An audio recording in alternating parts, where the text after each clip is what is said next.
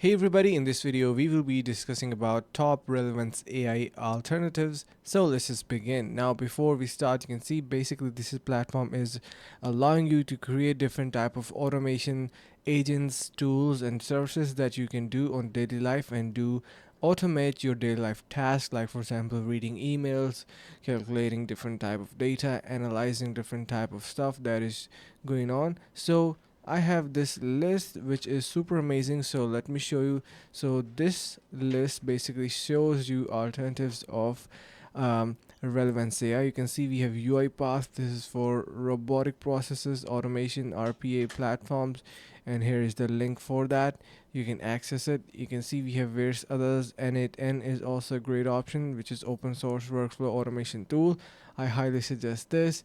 And similarly, we have make.com. This is also an amazing visual workflow design. You can also see its link. So I hope you like these. Thank you so much for watching. Make sure to subscribe and check out Relevance AI using the link in the description to get extra benefits. Thank you so much and see you in the next video.